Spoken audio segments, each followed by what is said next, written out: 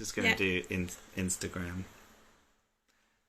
So it wasn't working with anyone else. But for people on the rerun, you didn't miss anything, so that's good. And now we'll just wait for more people to join. Tell us what this is all about. So we're gonna be speaking to two lovely girls. Hello. You can join. You can perfect view. Yeah. So there we go. And we're just waiting for them to accept. Yay! There we go. Okay. Take two. Perfect. Let's set this up as well. Yeah. So hello again. I'm sorry, we tried. And we found that it even squished our faces, so it wasn't going to work in any sort of way. Awesome.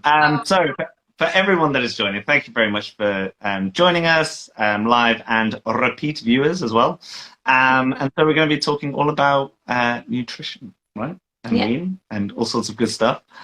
So the best way to get started is to hear your guys' origin story. Give us the full how did you get where you are right now, and we'll just kind of take it from there. For anyone in the live stream as well, get asking questions even, or answering them.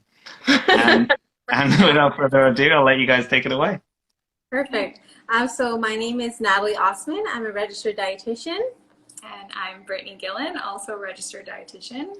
We are both moms ourselves. We actually met in university. So we live in Canada. We live in the middle province, so right in the middle. We met in university and really connected. We ended up doing a lot of projects together. We ended up just really forming a cool connection. And then once we became moms, we started to really have a passion for helping moms and helping moms with nutrition and feeding their littles and raising happy, healthy eaters. So that's kind of the origins of how we started. I'm a mom of one. My son's name is Tiago. He just turned 2. Oh, and yeah. So sweet. I have 3 children. My oldest, Georgia, is 6, and then my son, Rory, is 4, and then my youngest, Liv, is 2. Mm-hmm. So and so now we do one-on-one counseling for moms. Like Nat said, our passion is definitely on helping moms to take care of themselves, because we truly believe when they feel their best and are taking care of themselves, they can really take care of their family and their children. So we do one-on-one nutrition for postpartum nutrition support and beyond. And then we also do introducing solids is a really big thing that we focus on, how, when, everything that comes with that. And we have a webinar that we do for that. And then we also have online digital products. So we have a cookbook, which is an ebook, but we also have the hard copy, and it's all based on baby-led weaning. The cookbook is, so it's all meals that work for both baby and for family. So it's like a whole family affair with that one. And then we have a baby meal plan that talks about breakfast, lunch, supper, lots of recipes, and we also have a toddler snack guide, because that is something that we get a lot of requests for, our snacks. What do I feed for snacks? So it's a whole guide of recipes and how to build nutritious snacks.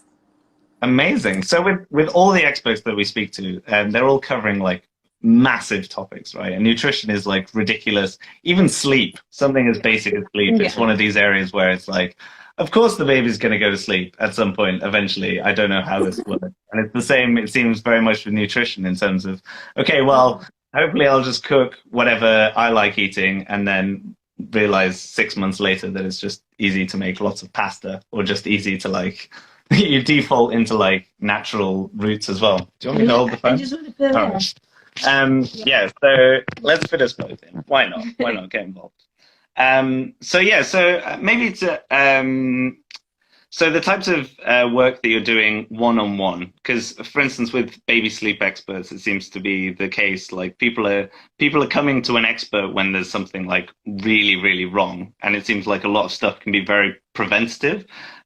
So maybe just talk to us about maybe the types of people that you can kind of best help in terms of nutrition. Yeah, I think for the introducing solids, we love to see parents around the 4 to 5 month stage, even probably closer to 4, depending on, because all babies start at depending on their stage of readiness. So it's not necessarily a number, like an age that they are, it's how ready they are. That's usually around 5.5, 6 months, but it's definitely, we like to see them earlier on because there's just so much information that they're not even really aware of that goes into it. And also there's a lot of poor information out there. We've had clients come to us and they were following something that has no evidence behind it.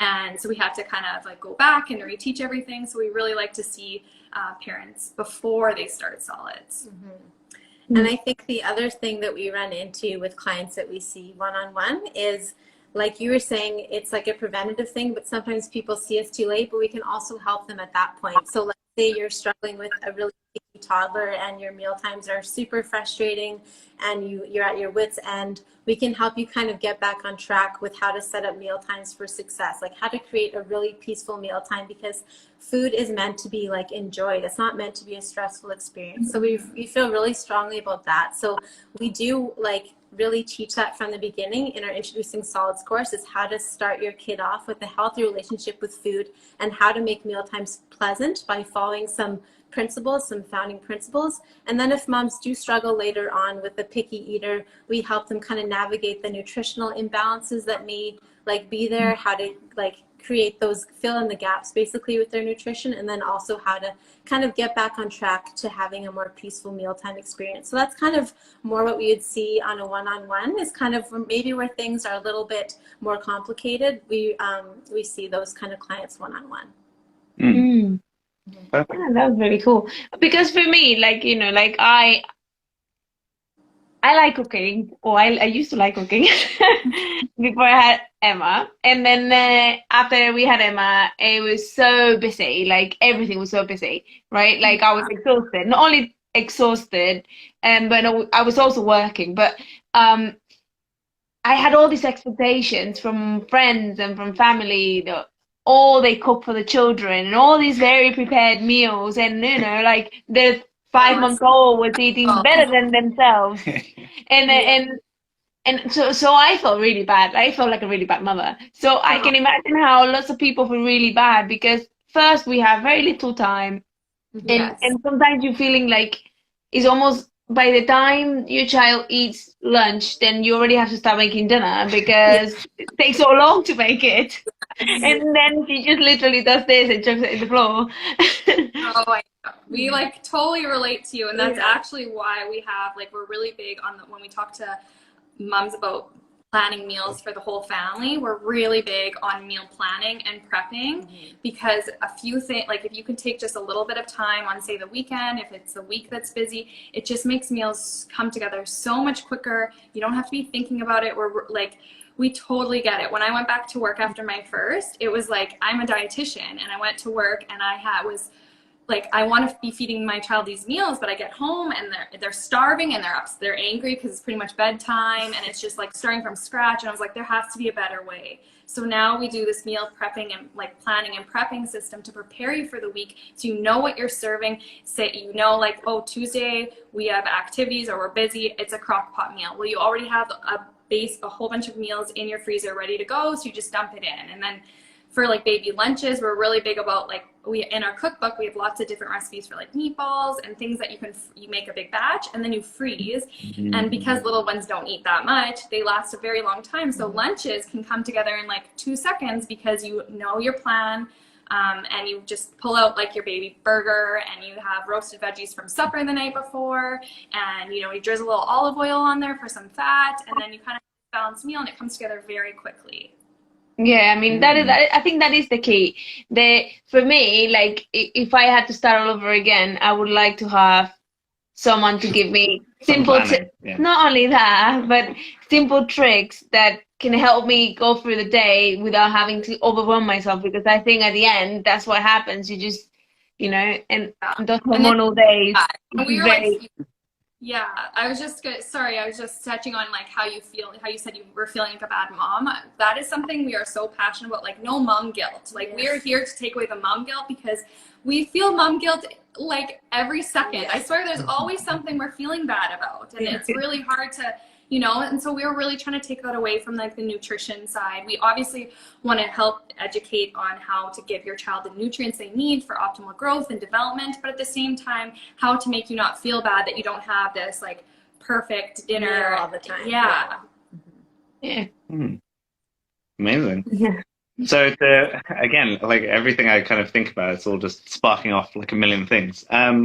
So if we take a step back and just think about maybe that first year, because quite a lot of people that get involved with the stuff that we're selling and things, they're all our kind of things that we sell, they're all for like the first year at the moment so far. So is there kind of, if you were to break it down in terms of like getting a handle on nutrition overall, is there like an arc of like the first year? Some like, there's obviously the milestone at like 6 months. You mean stages, like the most important things, and more like milestones in food wise? Are there ways to kind of gauge like roughly over a year, like what else there is to think about apart from just solids? For example, one thing that I think people struggle with is when to start food, right? Like I always think, I didn't do baby-led weaning with my baby because my house is very small, and we weren't giving her food to eat because, well, we live in the UK and there's carpet, and our carpet would have been just food all over,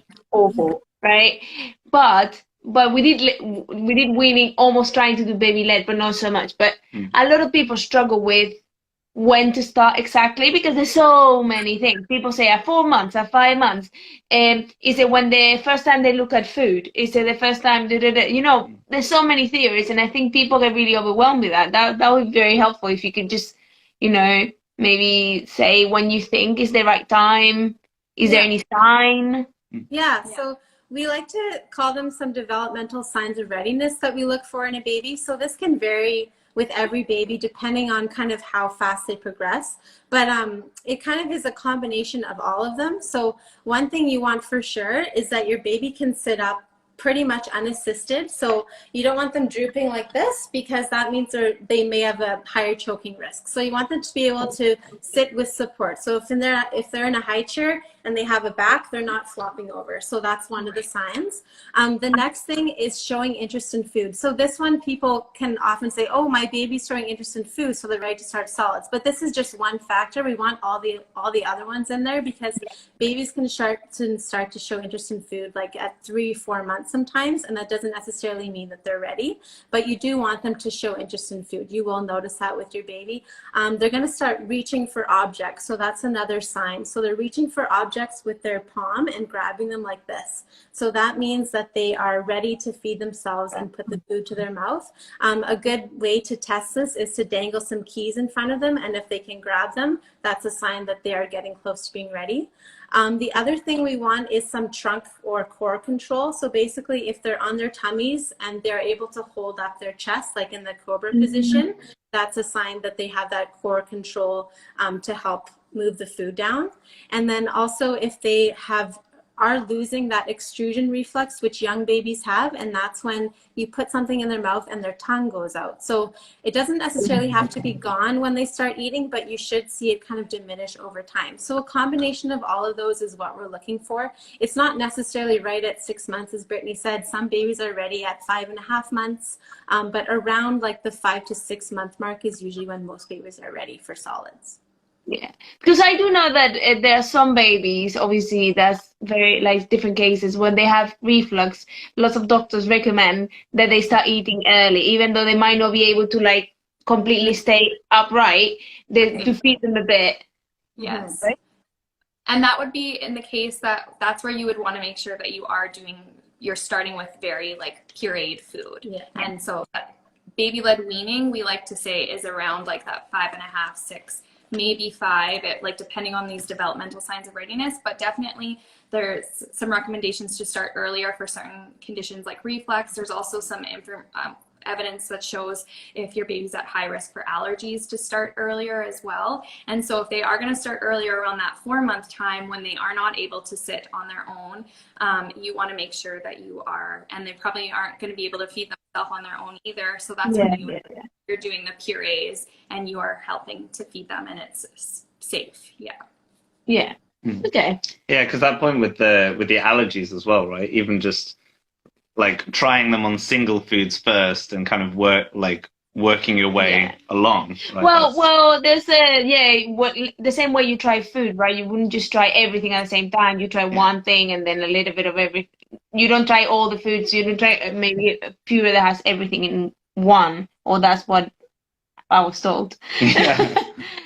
You know, like you try one thing and then they try maybe mix with something else, or am I wrong?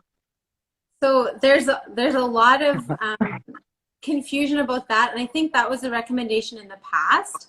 But now the recommendation is actually that you can combine foods provided they're not allergenic foods. So, for example, you wouldn't mix peanut with egg. So if you had like a cookie that had both peanut and egg in it, you wouldn't serve that at the same time unless your baby has already been exposed to that allergen.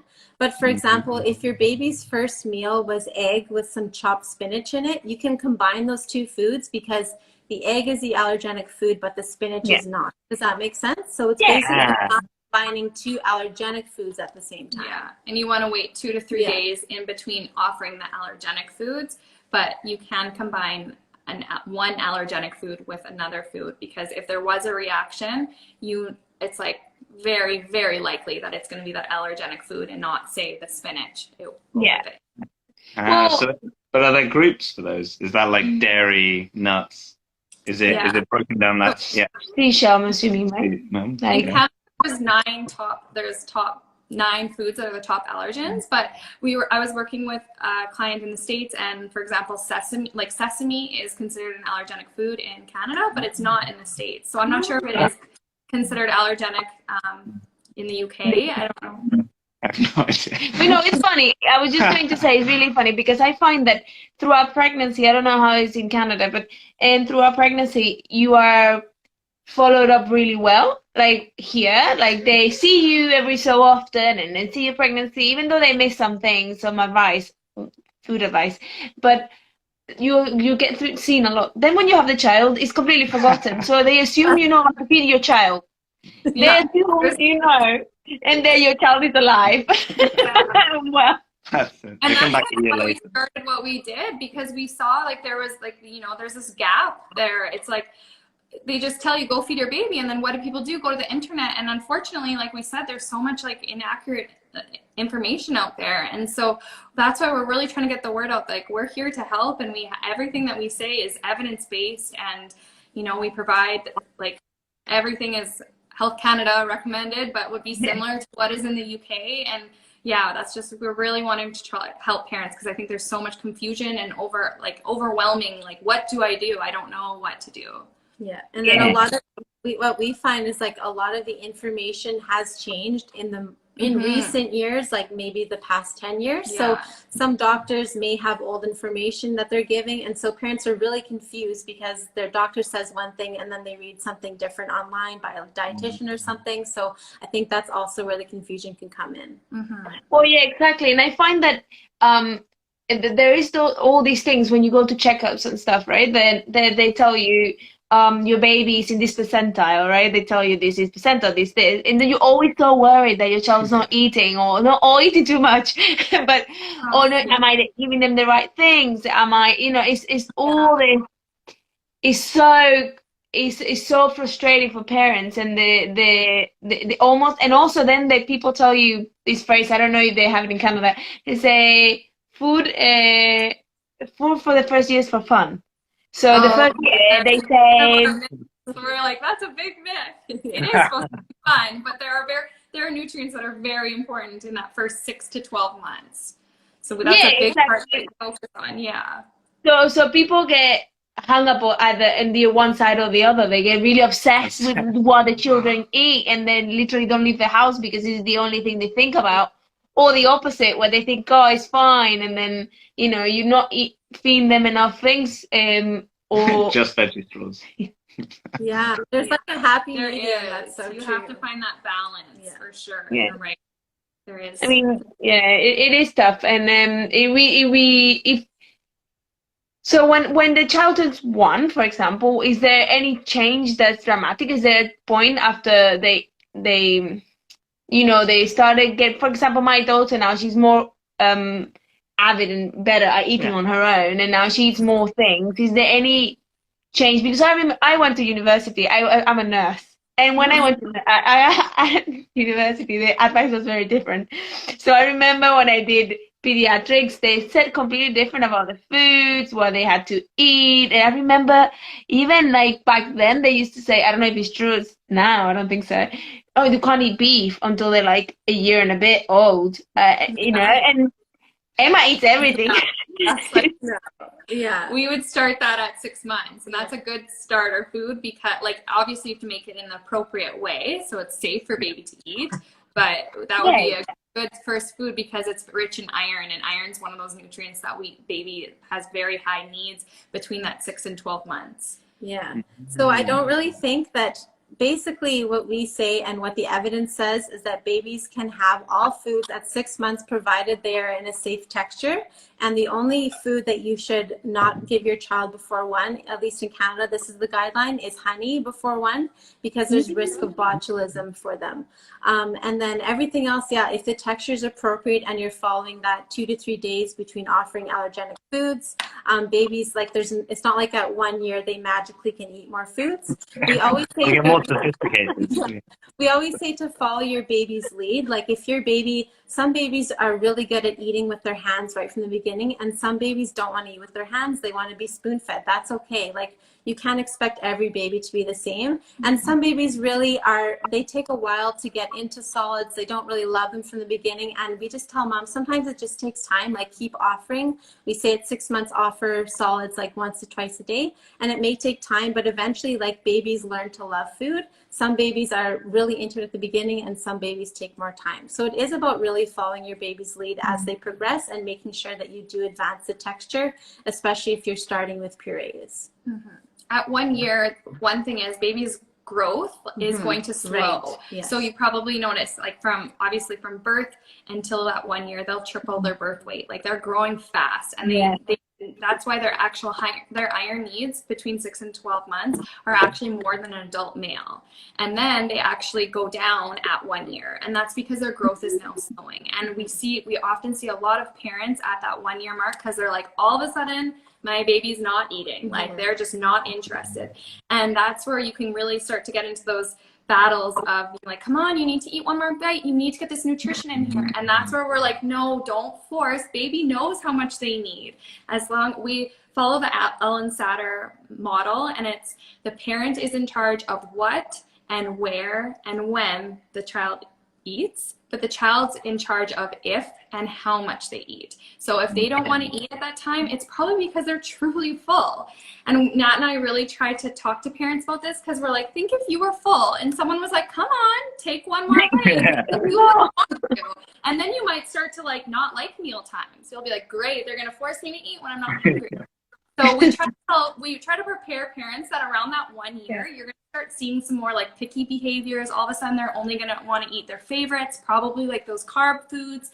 That's totally okay and so normal. And all we say is just during those times, you keep offering this balance of foods and nutrients and let them decide if they eat it and how much, and then they come around. It's definitely a transition, because we call the like 6 to 12 months is kind of like that honeymoon phase. Babies will just, they're like interested in eating. A lot of babies are. I shouldn't say all babies, because some, like Nat said, aren't, but for the most part, there is a little bit of a honeymoon phase there where you're like, wow, you're eating everything. And then all of a sudden, things I loved, I'm throwing on the floor, not touching. Especially when you tell your friends, my baby eats everything. As soon as you tell them. Yeah. No, but someone just asked on the chat, how about citrus?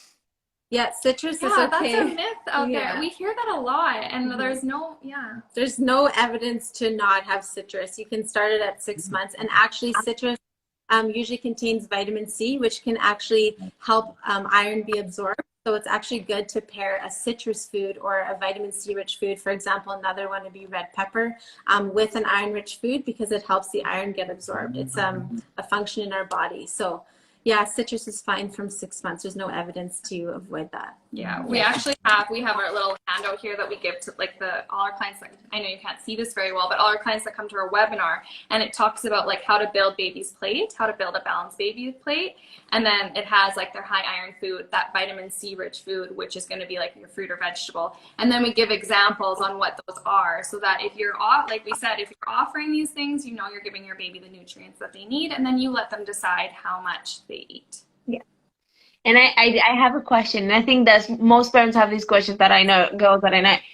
When to stop milk? Because I find that you're right, like I'm breastfeeding my baby, not so much anymore now, sometimes when she feels sad, right? But she's 15 months, and I always think, you know, should I still give her milk, or should I give her, I only give her breast if she's sad, you know, it's like more like a comfort thing. And she's never taken milk she's when she's from a 5. bottle. She does her sign language now, so it's really funny. She does sign language too. Right, come on. But you know, I have had friends asking me, do you think if I need to stop, when should I still give her milk until when? So yeah. Yeah. Do you want to answer this one? We get It's that tricky, question. right? Because there's decisions, right? But Yes, milk is like, I'd say their number one thing probably. Yeah. We actually have, if you go to our website, we have a whole weaning schedule for milk. So it talks about like when your baby's 6 months, and then it talks about when your baby, like an older baby, and where the milk fits in. Because probably, as you know, like when you start solids and you're doing milk feeds, it's like, and then there's naps in there and sleep. It's like, do I have a life anymore between all of those things? It's just, yeah. And so we actually we developed a weaning schedule for that reason, and where naps fit in, where solids fit in, where milk fits in, and how to wean off, because we just got so many questions on that. So, but in particular, we would say like around a year is when you can start switching over to that cow's milk. And so you don't have, like if you're doing formula, you can switch to cow's milk. We want to make sure baby's eating a lot of high iron foods before we switch to cow's milk. And then we offer cow's milk now in a cup. So starting to teach them how to drink out of a cup. And that would be with meals. And we want to make sure that we're not offering them any more than 3 cups per day, because if they drink too much milk, it's very filling, and then they'll fill up, and then they may not have room for those other nutrients that they need. So that's around 1 year.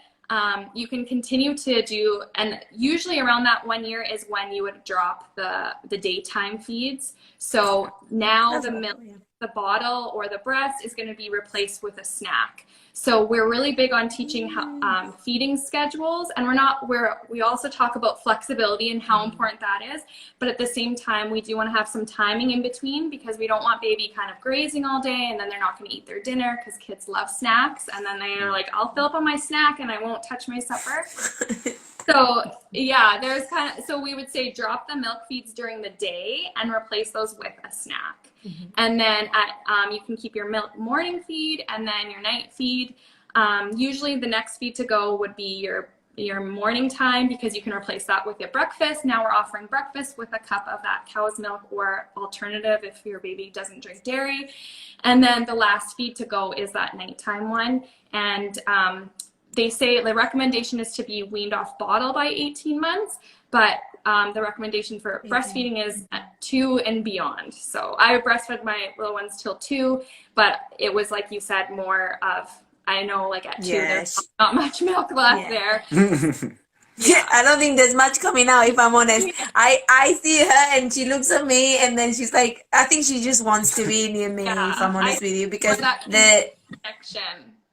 she doesn't really drink that long either. She just wants to be with me, and then she just wants to snuggle, and then she gets up and she starts doing stuff. So I think it's just comfort. But I've had customers and friends of mine asking from breastfeeding groups, thinking, you know, until when am I going to do this? You know, like And so you can't, you definitely, we get moms that are saying like, I'm ready to be done, and I don't, like, I'm ready to be done in the breastfeeding journey. And so it depends. Like if you want to be done before a year, then we would say to switch to formula. But if you want to be done around that 1 year mark, that's when you can introduce like cow's milk or like I said, a dairy-free alternative. Yeah. And I had one other question. It's not for myself, but for other people have asked to me before from the mom groups that I am in, they always ask, how do you deal with when children... She's awake. Speaking of child. Poor thing, she's sick, so she wakes up every so often when she can't breathe. So she's like, how do you deal with that when a child doesn't want to eat? Not like in a certain point when they're like peaky and you don't know what to do because they only want to eat, you know, I don't know, banana all day or like bread.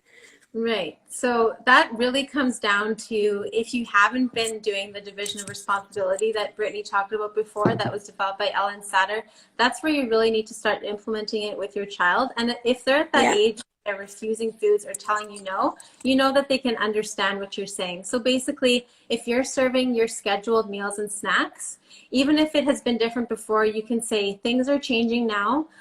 Mommy will serve you breakfast, and then you're not going to get anything in between until your snack. So if you choose not to eat breakfast, just remember, mommy's not going to let you have a snack right after. We're not going to have food until your next snack, and then so on and so forth. So kids might saying, sorry, I was just going to say, and saying during that, like, the kitchen is now closed works really well with kids. Oh, it's okay. like, oh, it's closed, like a store is closed. Yeah. Nope, not open. Kitchen will open again at snack time, so make sure your tummy's full because the kitchen's closing. Yeah, for sure. So initially you may get like pushback, or the kid will be like, oh great, I don't have to eat. But they will soon realize, oh my gosh, mom meant what she said, and I'm actually hungry. I should have probably eaten something at breakfast. So I think changing over to that kind of mentality and being really consistent with it. So I think a lot of times Brittany and I like to emphasize the importance of consistency, and it's the same thing with parenting, the way with feeding. You want to be consistent, and your child will get the message and understand. So if they choose not to eat, you can be like, okay, is your tummy full? Like, you can ask them, is your tummy full? And if they say yes, then you'd be like, okay, well, you're not going to have food for a couple hours. Do you understand? And they can say yes. And even if 20 minutes later they come to you and say, mommy, I'm hungry, you can say, mommy told you at breakfast we're not going to have food. The kitchen is closed until snack time. So, and then what do you do if your kid asks, well, I want a banana for breakfast? You can say, that's not what we're having, but we can have a banana another time. Like you basically, the parent's job is to decide what is served, and the kid decides if they eat it. And you don't let them dictate what is served, because that's when kids start getting into a power struggle, because they think, well, I can have whatever I want because I'll just tell mommy I'm hungry and she'll give me my favorite food. So kids learn that mom's in charge of, or dad is in charge of what's served, and I guess if I don't eat it, I have to wait till the next snack time. Oh, that's really clever. I was just going to say, another thing that we talk about is making sure that there's always a safe food on the plate. So a safe food is something that you know your child enjoys and does like, because like I said before, we don't want to force our kids to eat something that they enjoy. So we have that safe food that's offered. Oftentimes it is like a carbohydrate like bread or noodles or something like that. And then they can always have more of that if they don't want what else is offered, but you have that safe food, so you know they are going to fill up on something and that you have offered. And then we just say with that safe food should always be a part of the meal. So say the meal is like, you know, you're having spaghetti and sauce or something like that, then that's a part of that, you know, that one, the noodles, okay, that's the safe food. So then the next meal you would offer a different safe food. So we just like to clarify that, because sometimes people think like, oh, peanut butter sandwich is the safe food, and then they go and make a peanut butter sandwich after. That's not what we mean by us having a safe food at the meal. Yeah, cool.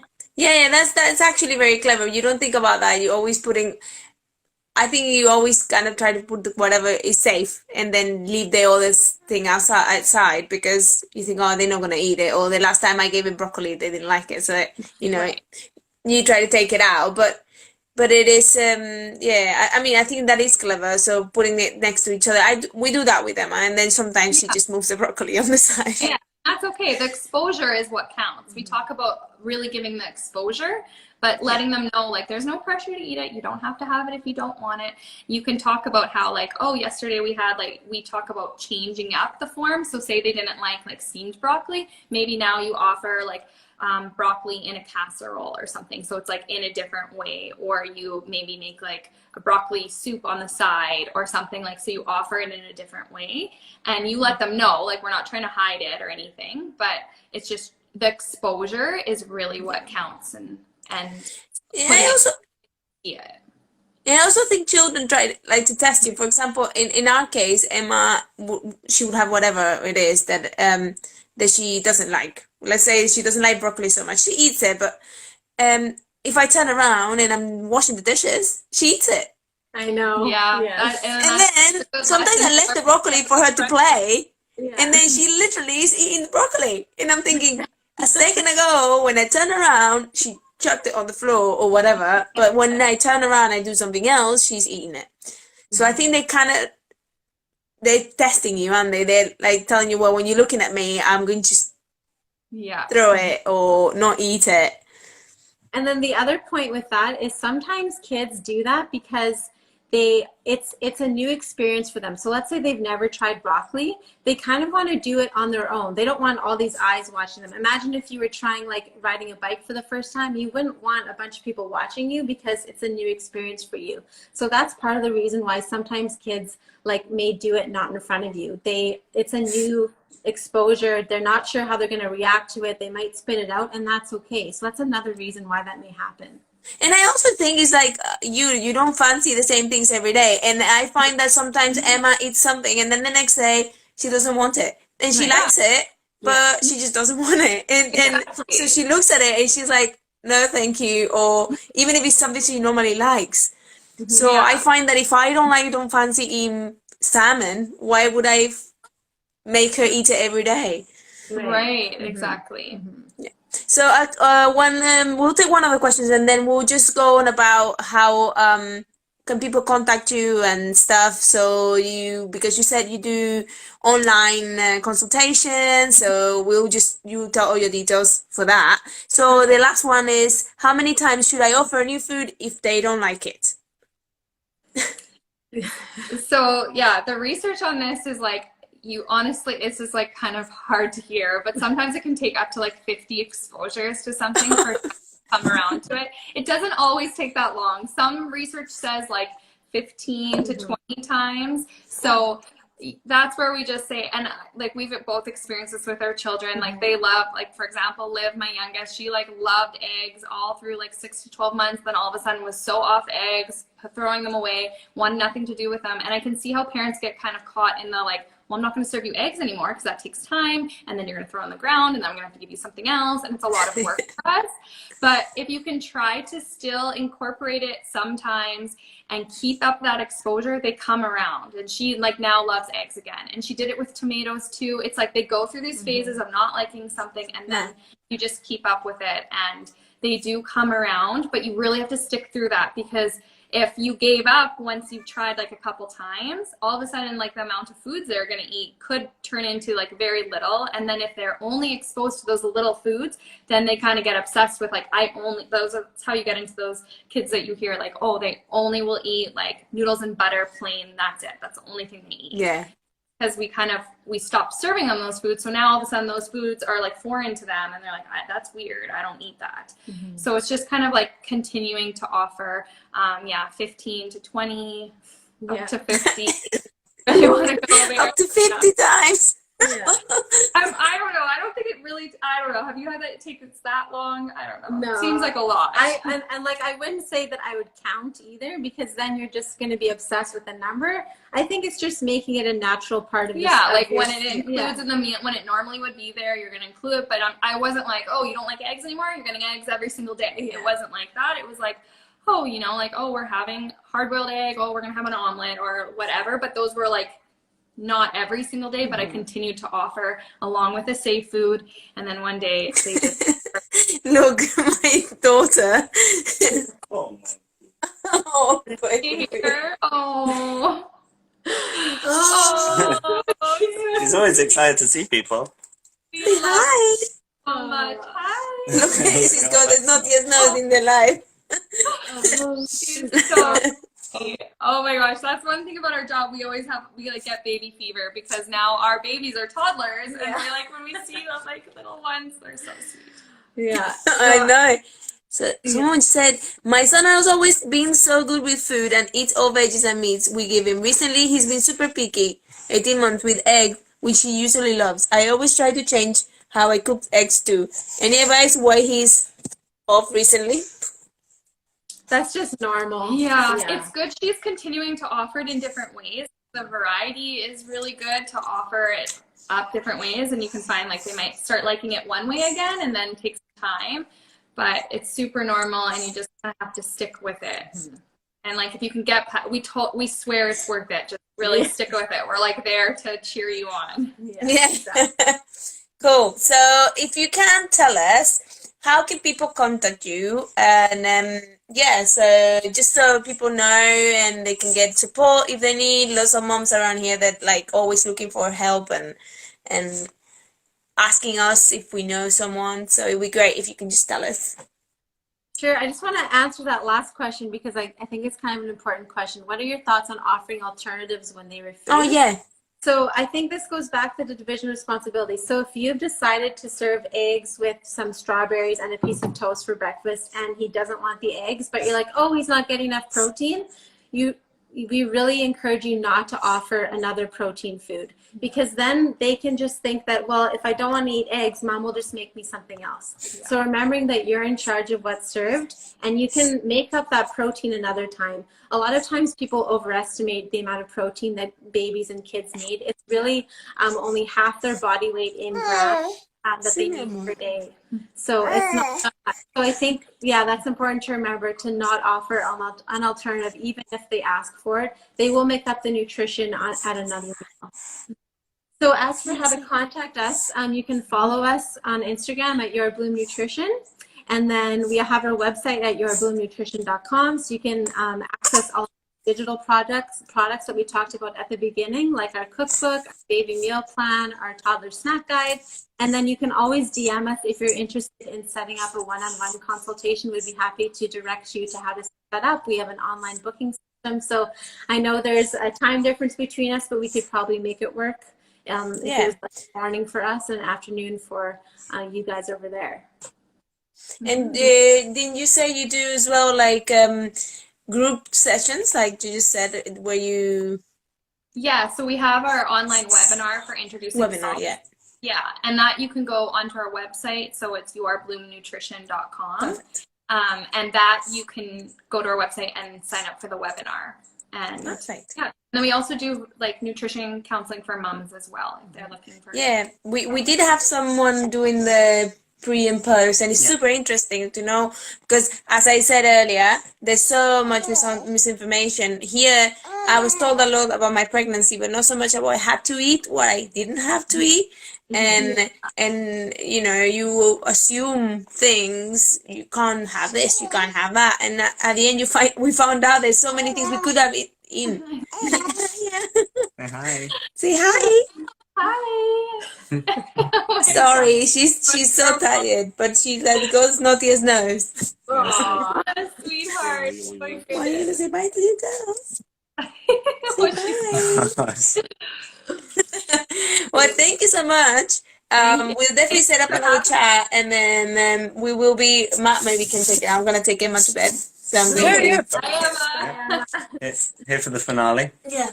But I mean, she pretty much said everything, to be honest. So all that's really left to say is that what we will do with this for people watching on the repeat is also chop it up as well, because I find that obviously having one continuous chat is great for context, but then just getting those, so we'll chop those answers up and get them over to you as well.